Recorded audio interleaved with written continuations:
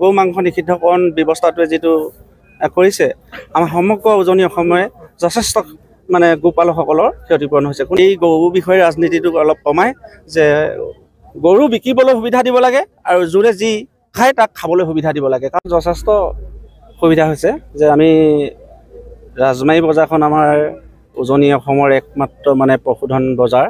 আমি এখন বজাৰতে সমগ্ৰ ডিব্ৰুগড়ৰ পৰা তিনিচুকীয়া শিৱসাগৰ আমি সকলো মানে গোটেইকেইখন জিলা লগ হৈ গোটেই সমগ্ৰ ব্ৰহ্মপুত্ৰ নদী কিনাৰত থকা 2 পাৰৰ গৰু এইখন বজাৰতে কিনা বেচা কৰি আমি জীৱিকা উপাৰ্জন কৰি আছোঁ।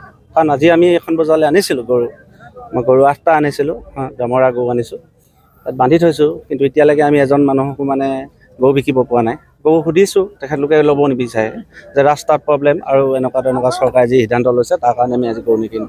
গতিকে এনেকৈ যদি গৰু নিকিনে, আমিতো গৰু পুহিছোঁ, আমি ইমান কষ্টৰে আমি খুটি পাতিছোঁ, চাকৰি তাকৰি নাই, আমি শিক্ষিত, আমি নিবনুৱা যুৱক গতিকে আমাৰ এই ব্যৱস্থাটোৱে যিটো গো মাংস নিষিদ্ধকৰণ ব্যৱস্থাটোৱে যিটো কৰিছে আমাৰ সমগ্ৰ উজনি অসমে যথেষ্ট মানে গোপালকসকলৰ ক্ষতিপূৰণ হৈছে। কোনে খাইছে কোনে নাই খোৱা আমি একো নাজানো, মাত্ৰ আমি জানো যে গৰু বজাৰলৈ নিব লাগে, আমাৰ মানে ঘৰ চলিব লাগে, আমাৰ ল'ৰা ছোৱালী পঢ়াব লাগে, আমাৰ মেডিকেল যাব লাগে, আমি কাৰোবাক টকা দিব লাগে। গতিকে আমি মাত্ৰ গৰু ব্যৱসায় কৰি আজি বহুত মানে আমি এই বজাৰখনৰ পৰা আমি উপাৰ্জন কৰি খাই আছোঁ। আমি ব্যৱসায় কৰা নাই, নিজক খুটিৰ পৰা আনিছোঁ, বেপাৰী নোযোৱা হ'ল কাৰণে আমি খুটিলৈ আনিছোঁ আজি।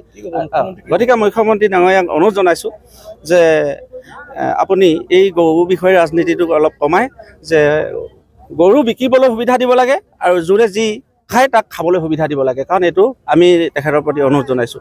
মানে আমাৰ যথেষ্ট 2 পাৰ শদিয়াৰ পৰা ধুবুৰীলৈকে আমাৰ মিচিং জনগোষ্ঠী আছে, আহোম জনগোষ্ঠী আছে, আমাৰ নেপালী জনগোষ্ঠী আছে।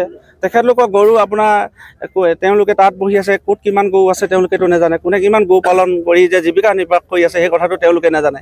গতিকে আমি অনুৰোধ জনাইছোঁ যে এই উজনি অসমৰ একমাত্ৰ ৰাজমাৰী বজাৰখনৰ যি আমি গৰু বিকা কিনা কৰি খাই আছোঁ, ইয়াত যাতে তেওঁলোকে বাধা প্ৰদান নকৰে, আমাক শান্তিয়ে জীৱন যাপন কৰিবলৈ যাতে পৰিয়াল পোহপালন কৰিবৰ কাৰণে গৰু পালন কৰি থাকিবৰ কাৰণে আমাক সুবিধা কৰি দিয়ে। এই মুহূৰ্তৰ ওচৰত আমি হিমন্ত বিশ্ব শৰ্মা অসমৰ মুখ্যমন্ত্ৰী ডাঙৰীয়াক আমি অনুৰোধ জনাইছোঁ।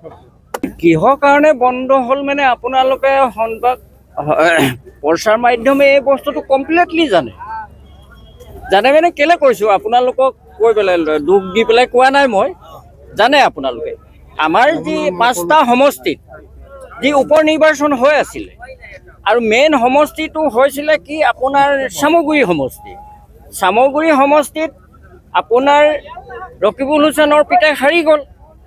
হাৰি যোৱাৰ পিছত তেওঁ মানসিক হেৰাগ্ৰস্তত ভুগি পেলাই তেখেতে ক'লে যে আজি বিজেপিয়ে গৰু কাটি নিৰ্বাচনী বৰ্তনী পাৰ কৰি জিকিলে। কথাটো তেনেকুৱা পৰা বস্তুটো বাকযুদ্ধ হ'ল মুখ্যমন্ত্ৰী আৰু ৰকিবুল হুছেইনৰ পৰা।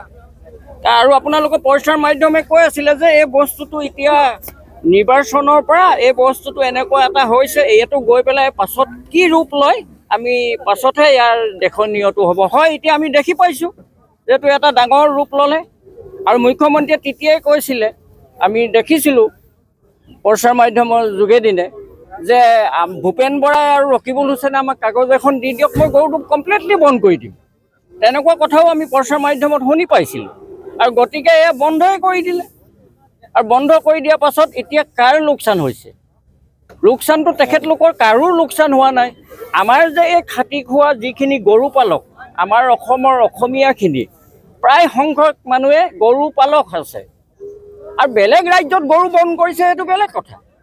তো আমাৰ অসমত এই ব্যৱস্থাটো কেতিয়াও কৰিব নালাগিছিলে যে আমাৰ অসমীয়া সৰহসংখ্যক মানুহে গৰু পোহে, ছাগলী পোহে, হাঁহ পোহে, বিভিন্ন বস্তু পুহি বিয়া বাৰু হওক, ল'ৰা ছোৱালী এডমিশ্যনেই হওক বা কাৰোবাৰ বেমাৰ আজাৰেই হওক, এইবিলাকৰ সমস্যাত গৰু এহাল বিকে, গৰু এজনী বিকি সমস্যাবিলাক দূৰ হয়। আৰু গতিকে এই বস্তুটো যদি মুখ্যমন্ত্ৰীয়ে যদি বন্ধ কৰিবলৈ হয় আৰু কাৰ লোকচান হ'ব তেখেতে সেইটো নিজেই বিবেচনা কৰি চাব। আৰু আপোনালোকৰ প্ৰচাৰ মাধ্যমে সেটি মই অনুৰোধ কৰিম তেখেতক, মুখ্যমন্ত্ৰীক, যে আপুনি ঠিক আছে আপুনি বন্ধ কৰিছে কাৰোবাৰ ৰাজনীতি পক্ষকোটত, আমি সেইটো বেয়া পোৱা নাই, কিন্তু লোকচান হ'ব কাৰ? আপোনাক অনুৰোধ কৰিছোঁ যাতে আপুনি এই কামটো কেতিয়াও নকৰিব। আমাৰ অসমীয়া খাটি খোৱা যিখিনি গৰু পালক আছে এইখিনি বহুত বিধ্বস্ত হৈ যাব।